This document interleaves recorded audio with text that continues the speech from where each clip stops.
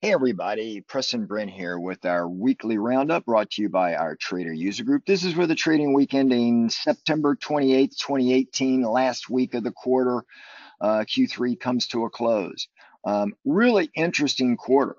I mean, we've seen the Dow finish up for the quarter 9%. Now this past week it was down 1.1%, but nevertheless it had a strong Q3. The S&P was down just a little bit for the week, about 50 basis points, yet this was the sixth straight month that the S&P finished up. Nasdaq was up about 5 basis points, just that's 0.05%, but just up a little bit. The volatility was relatively flat. Okay. But we've had a really interesting week. I mean, if we look at it, there's a lot of geopolitical risk out there. There is a forecast by a lot of analysts talking about the Dems could take control of Congress. So we could have a bifurcated body, Dems in one, Republicans in the other. So it would be kind of a mixed bag, but the markets sometimes like that, kind of a hung up, nobody does anything kind of thing. But we're looking at that. We've got earnings coming up in the next week or two. Now, corporate earnings are forecast to come in very strong. I mean, really strong here. So that could be a really cool thing as well. We've got looking at the markets, we've got consumer confidence at the highest level since the year 2000. Wage growth is up about 2.9%. It's the best since 2009. We've got small business optimism very strong. We've got manufacturing base growing rapidly. We've got all of this repatriated money, stronger dividends this year, a lot of share repurchase, which drives up repatriated money, which drives up the stock price on an earnings per share basis. So there are a lot of strong things in the market, but we do have some overhang in the market. We've got the trade tariff issue, although when Trump put on his 10% tax on $200 billion, the Dow just kind of laughed it off and kept going stronger. In fact, we're seeing the markets really not reacting much to the trade tariff issues now, which tells us that the markets right now are assuming that the trade tariff issue will come to an end next year. And it could be that the markets are assuming if the Dems take over Congress, Trump will have to cut a deal or do something because they're not going to let him run free, continuing to do these things with China. I mean, some of this is speculation, but I will tell you the market price is pricing in that kind of scenario right now. We're kind of at fair value with the S&P, so the bar is still, the cushion is a little bit less coming into strong to this Q3 earnings, but the growth, the forecasted growth is to still be over 20%. Now, a lot of companies have come out and reduced their forward guidance just a little bit, but still over 20%. The market seemed to like that so far. We've seen a number of strong things come out of the market right now. We've got the Feds over the past week have a really, it was kind of viewed as a dovish statement, but the market sold off at the end of the day, which went right in line with the chart I'd showed our members in our chat room. The past 3 rate hike days, the markets go strong during the day, are up fairly solid, and then after the announce comes out and the press conference, the markets sell off and go back below zero again. So we kind of seen that. This makes 4 in a row that pattern has come true. We're also seeing a potential contagion. Now, I talked about it, I guess about 4 weeks ago here, 5 weeks ago. I talked about Italy and with the populist government there, this new populist government that came in. They came out over the past couple of days with a budget, and they were supposed to come in to keep their deficit under 2%, but instead it's set to rise 2.4%. Okay, so that's driven the Italian bond yields a lot higher. So the spread between Italian bond yields and German bunds, which is kind of the benchmark debt interest rate over in Europe, is widening. Now, we haven't seen a contagion yet, but it does have a tendency to spook the markets, okay? And it doesn't have to happen. It's just the fear of it happening is enough to cause a little bit of a market reallocation of money. And generally that means money comes into the U.S., purchases our treasuries, drives our interest rates flat to lower. And sometimes it makes the dollar stronger. Although we've seen China and some of the emerging markets start to catch a little bit of a gap up a little bit. So the markets are trying to find their balance as we come into these earnings right now. Now, if we look at what you see on the screen here, what I've got are three trend lines, and each one has a higher vector than the other, right? And this pretty much goes in line with how markets work. As markets start going higher, the trajectory goes up to where it's almost like this area here. And you get what's called FOMO, fear of missing out. So you get the rat brain traders that typically are the last to step into the market. And who's selling it to them? Well, the smart money's selling it to them. And then you have a backside of the mountain, which has got more hair on it than the front side. And it comes down at a rate of 4 times the speed with which it goes up. And then it finds a balance area, and then we kind of restart the cycle again. So the distance is how high up do we go and how high do we fall? Well, that's impossible to know. But by using the charts, we're pretty good at anticipating and assigning probabilities of where it should go. Okay. Inevitably, there are probabilities nonetheless, so we can bounce around. But you can see that the red line here and the yellow line there are following the trajectory of this trend line and this trend line right here, okay? Which to me, pulling back to the 2,800 level would make sense. Pulling back into this level right here, to me, would make sense, okay? You can also see that we had the divergence that we were calling out a few days ago. So that would suggest lightening the load. I've had our members, and me too, going more to cash as we get up in this area here as we approach Q3 earnings. No one knows how the earnings are going to go, nor how the market's going to react to it. But we want to approach it from that perspective. If we look at the Dow, which has really had a strong quarter, you can see this trend line here. We're well north of this. You can see both the 50 and the 200 EMA. And we made 2018 highs back here just a few weeks ago, and all-time highs in the Dow. So we're continuing to press on here. This tells me that the markets are discounting the 10% tariff on the 200 billion. Okay. Now, what's going to happen if at the end of the year Trump lays out another 15%? We could see a little bit of a pullback here in the Dow. Really hard to tell right now. Hard to see where earnings are going to be. But what all the analysts are going to be watching for in Q3 earnings here, one of the questions that's going to come up to the analyst is, I think they're going to beat their earnings. They're going to have a 70% plus beat on earnings. That's kind of the tradition, right? And we're getting a 20% growth number. 20% plus growth number in earnings. But all the questions are going to be, where do you see your earnings in Q2 and Q3, assuming these tariffs go? So the markets are going to start to price in that risk. It hasn't really yet, but it's just going to end up raising the bar, I believe, in the markets right now. That's kind of how I see this playing itself out. And then, of course, if we come over and we look at Nasdaq, Nasdaq has been really strong, right? But notice here in Nasdaq, we haven't made new highs in the month of September in Nasdaq. We're riding the trend line up, but we haven't made new highs yet. So Nasdaq, we've seen some money coming out, and we're setting ourselves up for another divergence here in Nasdaq, or the technology side. And then, of course, if we look at the Russell, right? If we look at the Russell futures, it has been the only one underperforming for the entire month of September. The Russell has been down, okay, for the entire month.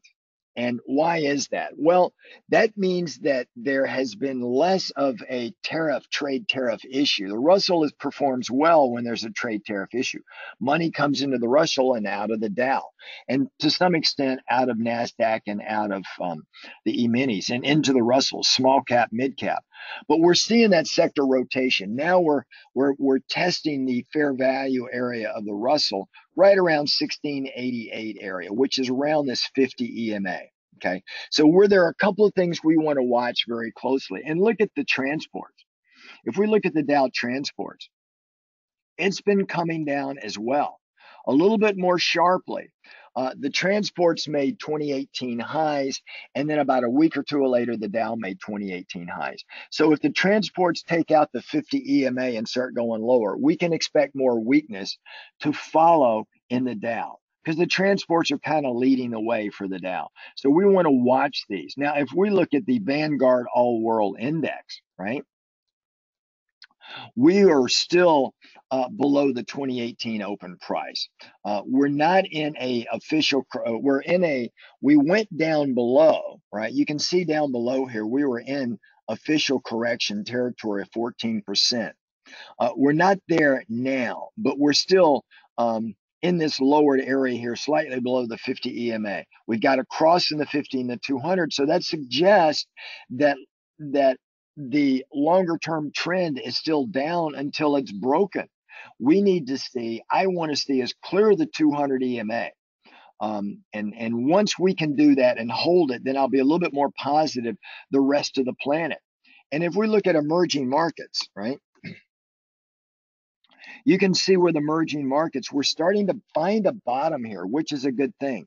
But again, see the 200 EMA? We haven't really, the 50 EMA, this red line, we hadn't been able to hold it going all the way back to March.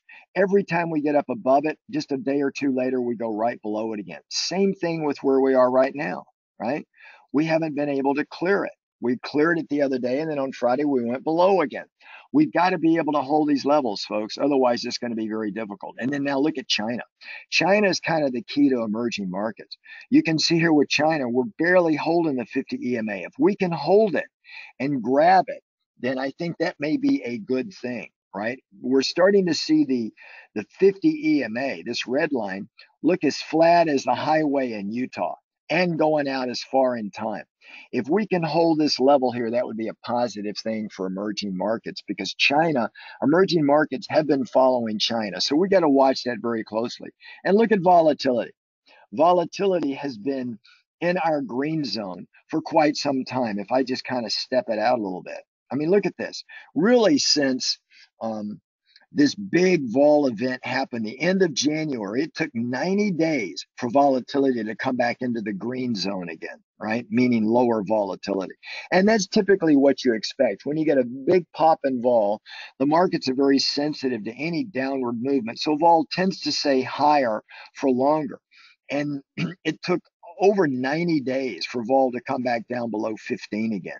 Now we're back down in this level again. Now for those of you that are not members, we've got a way that we trade volatility that's a little bit different than everybody else. It's got about a 95, 97% success rate going back to 2009. It's a great way to pay for your membership here if you're not a member, because for our members, we just put it on about maybe 2 weeks ago, we had another successful trade in it. It's different than how most rat brain traders trade volatility. Okay. We do it a little bit different, but it gives us an edge in the market when we do trade volatility this way. So we're looking for another setup in vol here. There are trades that I like doing when we're down in this area, meaning we want to go long gamma. We want to be long, Vega in some of these trades and some of our trade structures. But trading pure volatility, we're waiting for a great trigger for us in this trade. Now, if we come down and we look at Treasuries, the bond market, my gosh, for bonds, every time we've been in this shaded zone up here, I've been saying pick up puts and TLT. And it's a trade you don't need to be in more than a week or so, and you'll do very well. Right now, we're down in my support area here. So does this mean bonds are going to bounce back up into this area here?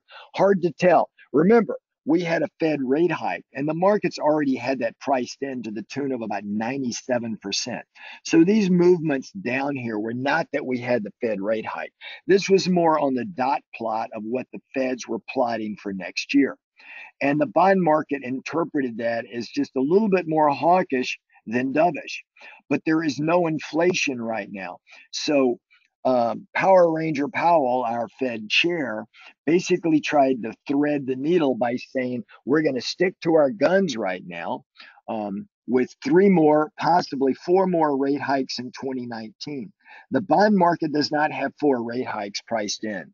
So that's going to give us a little bit of a push-pull in the bond market right now. I think near term, bonds are probably can go up a little bit, but we're going to be more sellers of the bond market than buyers. Okay, I don't want to short the bond market down at this level here. But I'd be more than willing, if we can get some lift in the bond market, I'd be more than willing to short it as we were doing with TLT for a while back. Okay. If we look at currencies, well, the British pound, that's one of those things that we love, right? If I step out in time, you can see our thesis with the British pound. We were up late at night selling and shorting the British pound into the Brexit vote back here in 2016, okay, right around 21st of June 2016. And you can see it sold off dramatically. We switched gears once we started to get a couple of retests of the lows, and then we started to form this upward channel. Once we did that, every time price action came in the middle to lower part of the channel, we were going long. And when we got to the upper part of the channel, we would take profits and then wait for it to pull back into the channel again. And never would we go long if we weren't in the trade, chasing the markets once it got up to the top part of the channel, especially outside the channel. Those would have been contrarian trades where you would have just gone short, right? So as you got up here like this was the fear of missing out trade. And then, taking a short would have been the way to go, even though near term, longer term, it was up. Once we got up in this area and it pulled back down here, again, I thought we would need to go long, but we never got a trigger. We just kept going down and we broke the channel. We came all the way down this area here, primarily on more of a view, or the market view rather, of a harder Brexit than a softer Brexit. Now, what I'm looking for now is I would like to see price action come back down and come back down in this area here. Then I'd be more interested in going long the British pound. But we had a really good run for about a year and a half on the British pound. Now, if we look at the dollar has been pulling back. Recently it's moved up, but you can see here as I just zoom in on this thing, right here, you can see this big pullback since the middle of August. So we spent almost the middle of August all the way through to about the middle of September. The dollar's been pulling back, and only recently it's moved up just a little bit. Okay. This pullback here has given emerging markets and emerging market currency strength. Now we're moving up here. I believe there may be a little bit more upside, and then I think the dollar is going to roll over again, which will be strengthening for emerging markets and emerging market currencies. So that's kind of how I see that on those two currencies. If we look at metals, let's look at gold. Gold is up, was up on Friday, but this pattern in gold right here is very similar to this pattern up here in gold, almost identical. We blow through, then we come up and we train range bound before we break it. We blew through, we come up, we trade range bound, and we had a break. Now we're doing a retest. If this retest fails, we're going to come down to my target for gold, which I've had in here for a while, of right around 1150. Okay, that's kind of my target that I'm looking at in gold at this point in time. All right. Once we get down in this area here, I'll be more interested in possibly looking at going long gold. But right now, I would be more near-term neutral to slightly bearish in the gold market. Okay. Now, copper goes where China goes. All right. They're very correlated. And copper has been moving up on China. But this pattern here suggests copper is going to roll back over again. In fact, I could put a little symbol down here that would show you that copper is projected to really fall hard down into this area here, assuming the patterns maintain. If they don't, and we find a little bit of support here, that'll be more bullish copper, and we can see it move up. If you can't trade copper futures, then copper miners is a really good ETF to play, COPX, right in this area here. Now, this would suggest we'll have a little bit of a pullback, and then we can go higher. But all of these, copper, China, copper miners, all of these, the 50 has crossed the 200 to the downside. So until proven otherwise, we got to assume the trend is still neutral to down, until we get a signal that says we've got to change our basis in thinking. But that's kind of where we're sitting in metals. And then if we look at oil, my favorite, oil futures, remember I had called oil down here about 63.50. We came down to about 64.24, and now we moved up. We've regained the trend line right here, and we're moving up to make new highs in WTI. I think near term, the momentum could carry us up. I think over the next 90 days, oil is going to come back down and test. It's going to break 70 and come back down again. And then where we go from there, I've got to take a look at the charts. But let's look at Brent. Brent is even stronger.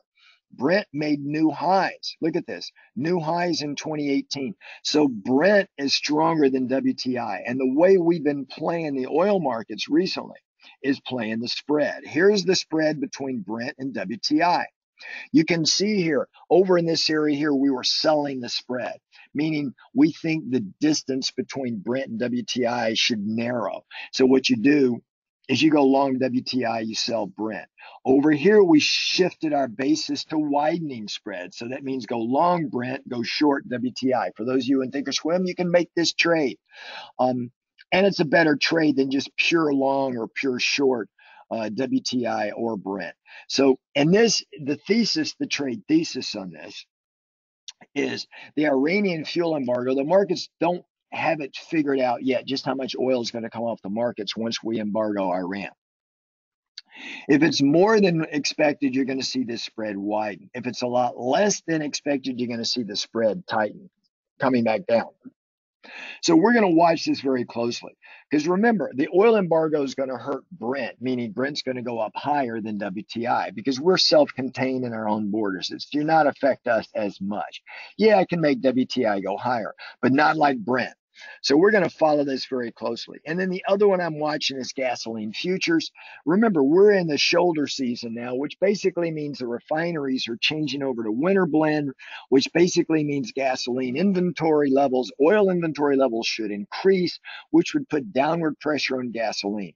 We've made lower highs here. So if we start to roll back over here, the way to play this is with shorting the gasoline futures are going, picking up some bear put spreads in UGA, which is the ETF that tracks gasoline futures. Here you can see we went way up into this area here. I would be more interested in putting on an in-the-money bear put spread here and just see how this thing plays itself out. You want to give yourself probably about 60 days for this one to play itself out.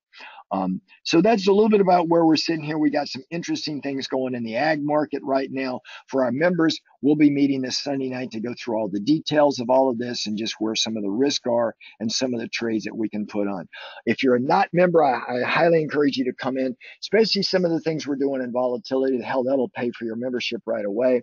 Otherwise, members, I will see you this Sunday night. Make it a great weekend, everybody. I will see you guys later. Ciao, folks.